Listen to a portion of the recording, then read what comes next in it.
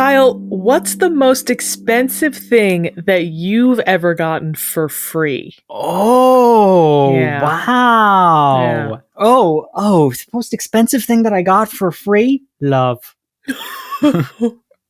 Kyle, it's priceless. It's not expensive. Like, my parents gave me their car at one point. Does that count? Sure. You know, Yeah. it was a hand-me-down car, but it was How a long did it car. last you? 2 years, 3 years. That's not bad. Yeah, it's not bad. I Like love the that car. hand-me-down car that I got probably lasted a couple of years. Yeah. I feel like I want there to be something more. I wish it was like, I don't know, someone's hand-me-down Hope Diamond. Well, did you have to pay for your piano? Oh, I mean, kind of. Yeah, I paid for the moving, but the piano itself was free. So technically, you gotta. I don't know if that was more expensive than the car, though. No, but it was a significant thing. Yeah. What about you, Emily? Do you have an answer to this? I didn't even stop to think if I had an answer to this. Wow. Hey, it's a hard question, you know?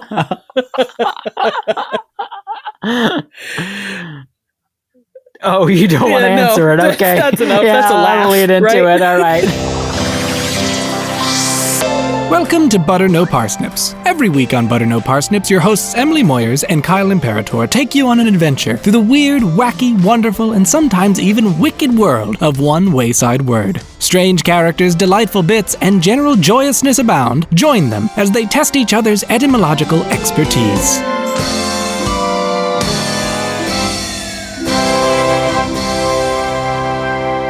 Hey everybody, welcome to Butter No Parsnips. I'm Kyle Imperator and I answer questions. I'm Emily Moyers and I dodge them. That's our rapport on this podcast. That's our dynamic. But I do bring words. Today okay. I bring a good one. Bringer of words. All right, Kyle. The word I have for you today is Lagniappe. Lagniappe. Lagniappe. Oh, I want everyone to know that gasp that was audible was visceral and a genuine reaction. I could not help myself. Because if you were to have this word thrust in your face, you would have responded the same way as well. I think you can say the emphasis Lagniappe, but Lagniappe. But why would better. you? Yeah. I heard some people saying Lagniappe, but I think it's because they didn't know how to say the word. I think people that actually use it in their true lexicon say Lagniappe. I mean, Emily, if they didn't know how to pronounce the word, they'd be pronouncing it Lagniappe. Well, Kyle, feel free to say it like that. Okay, so Lagniappe, I'm pretty sure the Lagny part, at least, is of French origins. So the word definitely went through French, but it is not of French origin. Went through French, but ultimately it is... You will never guess what it is ultimately. Oh, wow. Semitic. No. Arabic. No. Think New World. Not. That's a bad phrase to use, but that side of the globe. Oh, that makes sense. Oh, wait, that makes sense.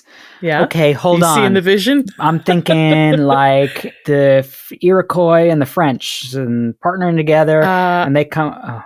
That's a fair guess. Is it too north? It's too north. Too north. So it's South America. None of this is going to help you get the definition, I'm afraid. Yeah, but nothing else is. I have a hint if you want it. Is it a noun, is a thing, a lagniappe? It is. Okay. Give me the hint. The hint I have for you is shopping. Is lagniappe, I don't know, something you've stolen? No. Can I take one more guess? You can. I'll give you one more. Is lagniappe just something, is it something very expensive that you can't afford but want to buy? No. Sorry, buddy. Was I too specific? No, just in the wrong direction. The key part of the question was that you got it for free. A lagniappe, Kyle, is an extra or unexpected gift or benefit, often specifically something extra given to a customer from a merchant along with their purchase. So much fun! Yeah, it's like a freebie. Like an air freshener for the new car that you purchased from your parents for free. Yeah, that could be a lagniappe. I love it. And the word is primarily used in the state of Louisiana, particularly in New Orleans. Oh, okay. I see the French there. Yeah. Yep. There's the French right there. All right, tell me more about lagniappes. I would love to, Kyle. So, Kyle, you have already made some guesses about the immediate etymology of this word, but we're going to start further back and work forwards. Ultimately, lagniappe derives from the Quechua word yapa. Quechua. Kyle, do you know anything about Quechua? Yes, it's indigenous to Peru. It is very good. And the Gungan language is based on it. Is that true? Yeah, we talked about it in Glossopedia. Wow. I mean, that's right. Gungan. That's what Jabba the Hutt thinks. Hutties is based on it. Now the Star Wars fans and the people of South America are going to come after you. Yes, Kyle, this is a language family indigenous to the Andes Mountains. Its earliest language roots in what is now central Peru go back to around 500 BCE, and it is very much a living language. At last count, around 7.2 million people speak some variety of Quechua. It is the most widely spoken pre-colonial language in the Americas. That makes a lot of sense to me because a friend of mine whose family is from Peru brought up a word to me and I was like, what is that? And she was like, oh, it's from Quechua. And I ended up looking it up because it was like, what? She was like, yeah, my mom knows it. I was like, oh, cool.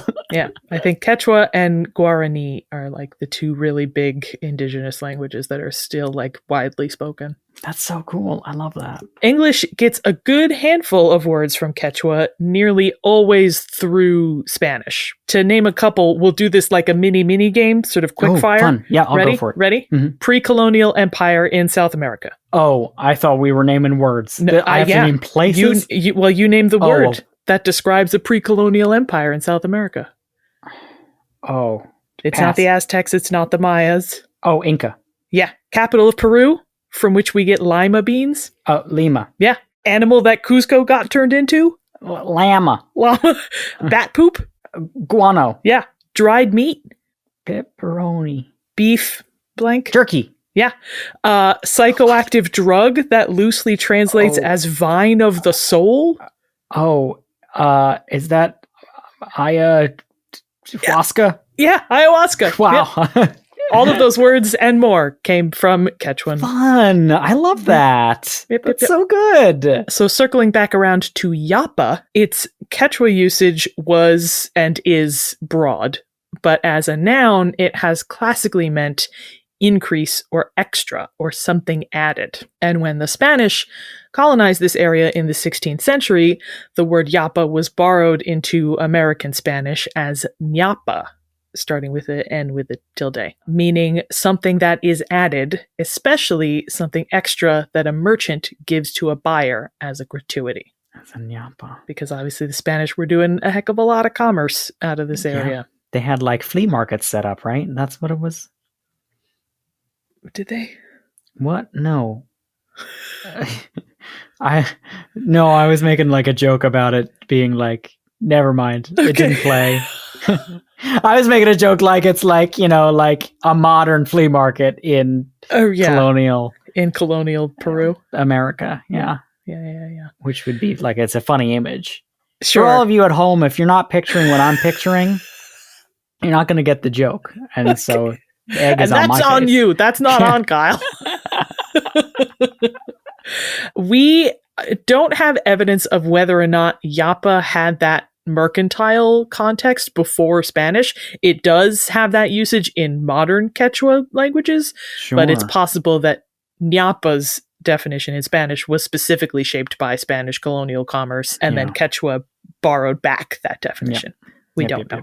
What we do know is that as the Spanish language spread and formed dialects throughout the Americas, usage of ñapa spread throughout those continents as well. Now we get to the French part of things. Kyle, what do you know about colonial Louisiana? Oh, dear Lord. Yeah. Yep. Jefferson Purchase. The Jefferson Purchase. That what famous was it called? Jefferson it's crazy that you can't remember what it's called. The Louisiana Purchase. Yes. By Thomas Jefferson. But that's his album. That's his 5th grade report. Oh, the purchase that he did? Yeah. What I did this summer was... He was like, he loved France so much that he was like, I gotta buy this. Gotta buy up all their land. Yeah. And then he bought up Louisiana. Yeah. So let's do it. Let's do a quick history lesson here, Kyle, from before that. Oh. So late 1600s, the French colonize this area of North America. They name it Louisiana after their beloved Sun King, Louis XIV. Oh, yeah, right. French culture. I thought it was Louis Armstrong was named after. It was it was Louis XIV. This is stunning information, actually. So French culture and language became deeply rooted here over the next 80 years that this was a French colony. 1763, the French ceded the territory to Spain after the 7 Years' War. That was like one of the outcomes of that war. But then 40 years later, at the turn of the 19th century, Louisiana briefly comes back under French control, basically just long enough for Napoleon to sell it to the United States as part of the Jefferson Airplane purchase. You got it. Yeah. So then what you've got in Louisiana, especially in its hub on the coast, New Orleans, is this mix of French settlers, indigenous people, enslaved Africans, free people of color, Spanish and Caribbean immigrants, and then way later, English-speaking Americans. Wow. Yeah. Wow. So, yeah. Wow. So there's a lot of linguistic muddling there. Yeah. So for a long time, French was the dominant colonial language in this area, but it existed in close contact with dozens of other languages. And that resulted in 2 language varieties. Louisiana French, which was a dialect of French, and Louisiana Creole, which was like a distinct blended language with its own vocab and grammar. Yes. Kyle, we have used the word Creole on this podcast before. Linguistically, it means a language that develops from a blending of others. But do you know where that word comes from? I probably do, deep in the recesses of my mind. Yeah, wasn't there a language called Creole? It's this one. It's this one, yeah. Yeah, you got it. Yeah. Yes. So the word is derived from the Spanish criollo, literally native to a place. Yeah. In its original sense, criollo referred to people of European descent born in the colonies, meaning they were natives, quote unquote, of the Americas. Sure, yeah. But the meaning shifted and evolved in different contexts. It had like different contexts in different parts of the world, different racial contexts. In Louisiana, at this point in time, Creole often referred to people of African or mixed descent born in the Americas. And Louisiana Creole still refers to both that ethnic group and the blended language that developed among those Black and mixed race Louisianians. Sure. Spanish holds an interesting place in that blend because of those 40 years when Louisiana was a territory of Spain. During that span, Spanish was the official language of the colony because it was under Spanish rule, but Louisiana French was still very much the language of the people. They were already speaking. Yeah, it's like, how do you only got 40 years, you can't change everybody's language. You're not getting hearts and minds here, guys. Yeah. Yeah, and like particularly among, slaves and working class people, they're not in the town hall, where like official documents are happening in Spanish. They're still speaking French and Creole. Yep. I have a quote from the 19th century writer George Washington Cable, who was born in New Orleans and wrote a lot about Louisiana life and culture. In his 1884 book, The Creoles of Louisiana, he speaks on the role of Spanish in Louisiana.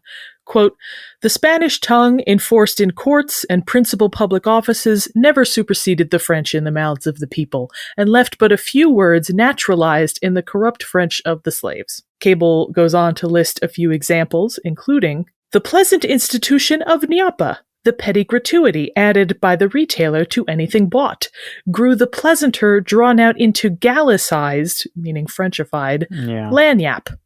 Lagnappe. His spelling doesn't have the I. Yeah, I mean, you don't really need it. No. It's going to make the nya sound no matter what. You got a G in there. That's exactly it. So two linguistic things happened there. Firstly, the American Spanish phrase la ñapa, or the ñapa. Oh. Yeah. Oh. Yeah. Duh. Yeah. Yeah. That underwent a process of meta-analysis or rebracketing. Normally, when we talk about rebracketing, it refers to speakers misinterpreting where a break between two words or word segments should be. In this case, the Louisiana French thought there just was no break. Yeah. Just one word. And then the spelling shifted from following the Spanish conventions to following French conventions. Most notably, the nya sound, which in Spanish is signified with the tilde n, and in French is signified with the gn or gni. I'm trying to think of gn words where it's not a nya sound, and now I'd like to know what signage is. Or stagnate. Oh, Staniate! I went to college with Staniate. And let me tell you, there was no Nyapas in dealing with him. No, shrewd businessman, Staniate. Shrewd, but smart as a whip. If only he didn't die in that hard-boiled egg incident. I wanted to add some depth. It needed to pick me up in the story. Needed some drama. So, Kyle, Louisiana officially became a U.S. state in 1812. English-speaking Americans started to populate this area more, and English very gradually overtook French as the dominant language. So Lagniappe was borrowed into English in the mid-1800s. And speaking of the spelling, early appearances of the word in English do often spell it that nya sound as an ny, just Lanyyape. Yeah, I mean, that makes sense. But its Frenchified spelling was cemented by one of America's most famous writers on life in the South. Any guesses, Kyle? Marcus Twainus. You got it. Do you know his real name? Oh, yeah, it's like Jerriford Denson Partridge. You got it. Perfect. Something spot like on. He also went by the name Samuel Clemens. Samuel Clemens. That's what I meant to say. Yes. Samuel Clemens, better known by his pen name Mark Twain, which I was like wondering, like, why Mark Twain? It's apparently a term in riverboating when you want to sound the depth of the river. The mark is the rope that you drop to the bottom, and Twain is two. It means it's like 2 fathoms deep. Between, yeah. Oh, wow. Yeah. So Samuel Clemens spent a chunk of his life doing riverboating, and he considered it a very near and dear part of his life. So he picked Mark Twain because it's a boating term. I love this. Yeah. Oh, wow. I'm so glad we have a humor award named after him. He is. Listen, Kyle, we're going to do some Mark Twain quotes, and he is a funny guy. Yes. Good episode. So Mark Twain uses the word lagniappe a handful of times in his 1883 travel log, Life on the Mississippi. He wrote a bunch of travelogues, huh? He did. He just loved seeing America's backyard down south. And in one passage, he discusses at length the word lagniappe's use in 19th century New Orleans. Twain writes that lagniappe, quote, originated in the Spanish quarter of the city, and that the word, quote, has a restricted meaning, but the people spread it out a little when they choose. You can kind of stretch the definition. Quote, it is something thrown in, gratis, for good measure. When a child or servant buys something in a shop, or even the mayor or the governor for aught I know, he finishes the operation by saying, "Give me something for Lagniappe." The shopman always responds, gives the child a bit of licorice root, gives the servant a cheap cigar, gives the governor, I don't know what he gives the governor, support likely. Support. But Twain goes on to... yeah. I don't know. I don't know what he gives the guy. I guess he votes for him. Oh, I know. Keep playing the music, man. No, I've got more. I was jamming. Yeah, thank you. Here's another coin for your hat. Twain goes on to describe how Lagniappe is not always something asked for, but something offered. Quote, when you are invited to drink, and this does occur now and then in New Orleans, and you say, "What, again? No, I've had enough." The other party says, "But just this one time more. This is for Lagniappe." For Lagniappe. It's a gift. Come take it. Don't drink with me. Oh my god. Yeah, good. he talks about another example where, like, if a guy on a date, like, throws on too many compliments and he starts to feel like that last compliment was, like, a stretch too far, he's like, that last one was for Lagniappe. Just ignore it. For Lagniappe. That's really fun. Oh, that's so good. Yeah. Oh, wow. I feel so atmospheric. But listen, that's how it is. You know, say what you like about Mark Twain. He certainly gets you in the setting. He certainly does. Yeah. Wait, I'm allowed to say what I like about Mark Twain? I thought it was news to me. Huh? Yeah. So it's either something that you ask for, and when you make your purchase, you're like, give me a little something more, or something that is just offered to you. But also can be stretched in certain circumstances. Yeah, like the compliment thing. I was going to say, are those uses that he gives, are those like generally well-known definitions, uses of that word, or is it just like things that he witnessed? I mean, I think both at the time and today. He says in the book, like, we came across this word when we arrived, and then like this next day we were there, we heard it like 1,000,000 times in one day. So funny.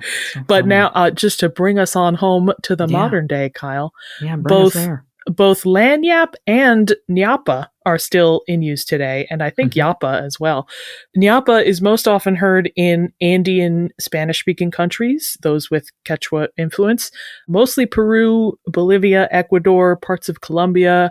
You might hear it in other parts of South or Central America, or sometimes in like Caribbean Spanish. And it means a bonus, a freebie, a little something extra that you get or that you might ask for from a vendor when you buy from them.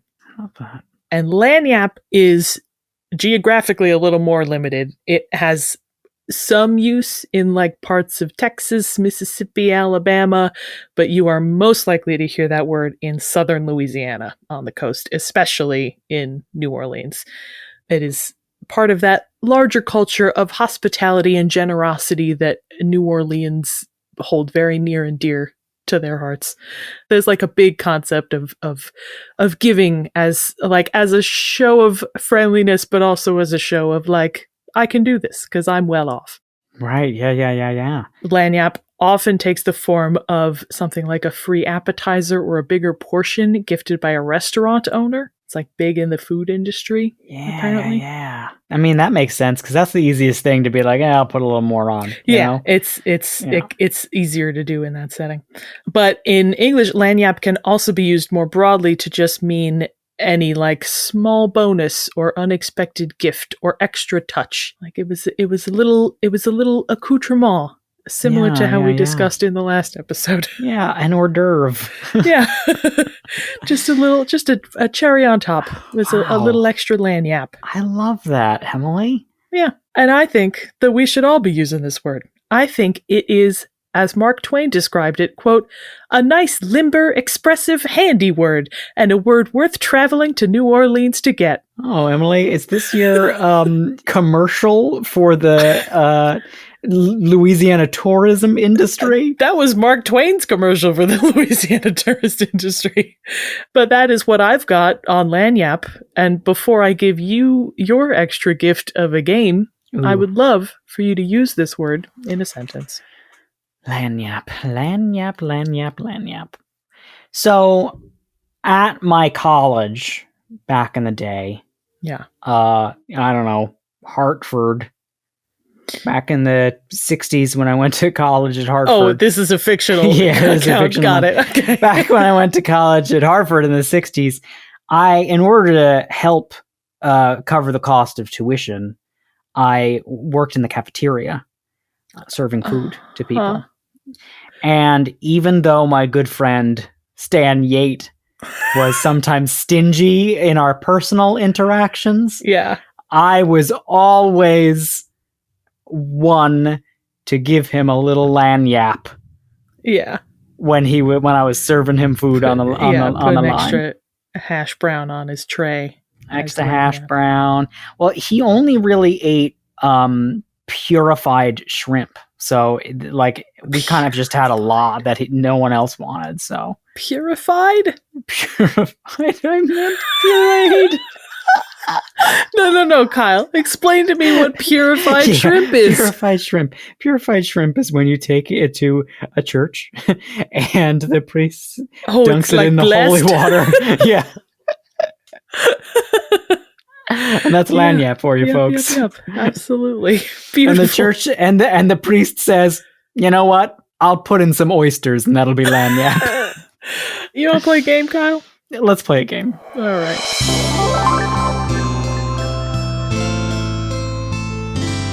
Kyle, the game I have for you today is called As a Treat. Oh. The words lagniappe and gnappa might be a bit geographically limited, but the concept of an extra little treat extends much further. So for this game, I'm going to ask you about some other words that mean the same thing as lagniappe. Okay, I'm all down. You seemed really skeptical for a second there. I'm just, it's good. They're multiple choice questions. You got it. Kyle. Yeah. Mm-hmm. Yeah. I definitely got this. Absolutely. Mm-hmm. All right. The Irish lagniappe, which is a tilly, unsurprisingly comes from an Irish word, chiliu.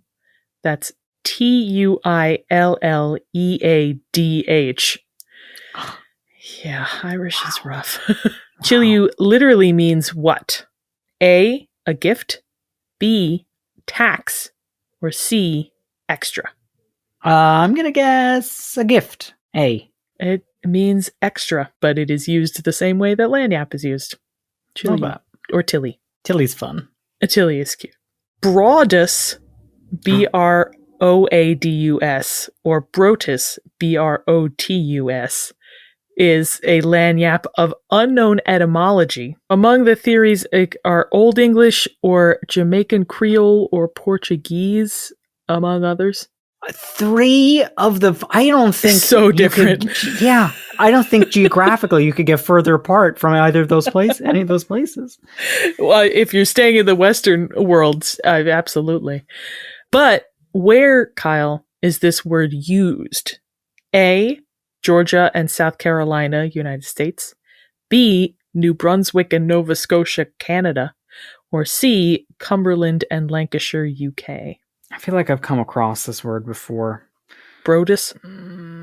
Yeah. Which Broadus is the president's brother. The Broadus. I'm not like that old fogey, the POTUS, Stan Yate.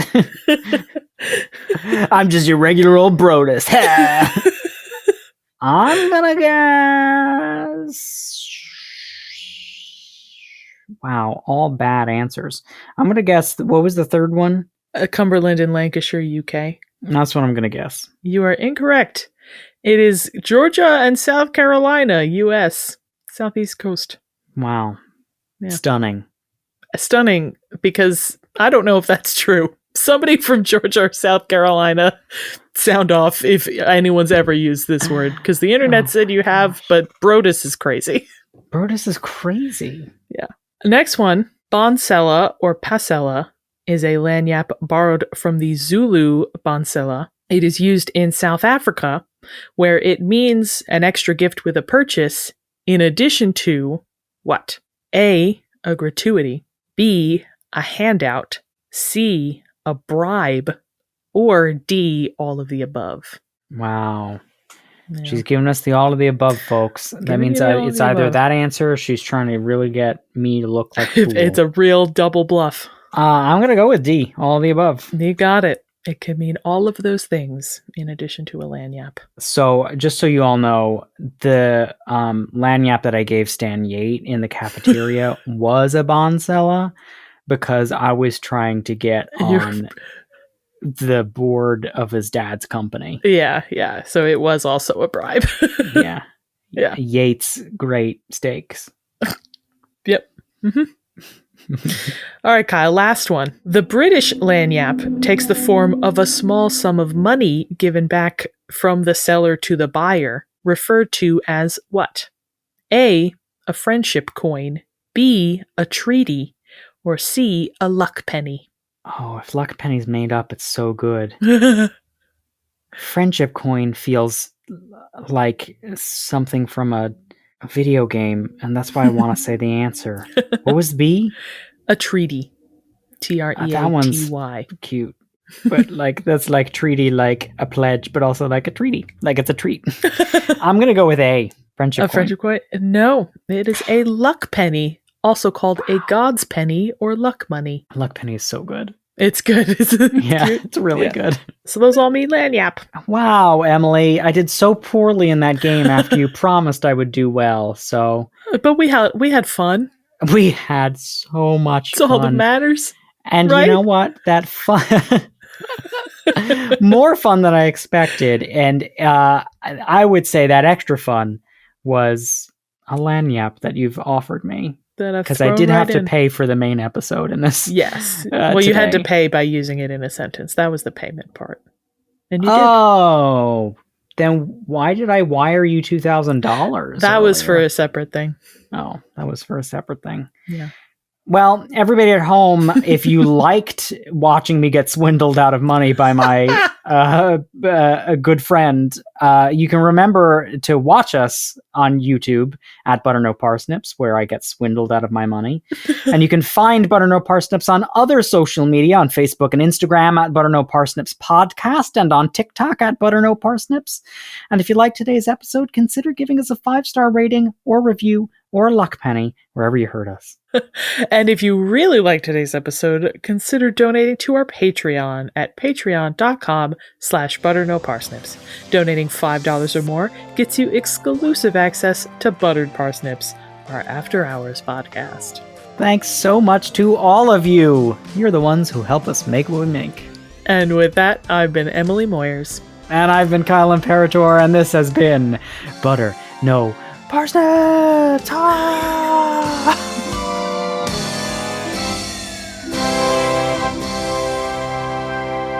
Butter No Parsnips is produced by Seth Glicksman, Kyle Imperator, and myself, Emily Moyers. The main and accompanying themes were composed by Kyle Imperator.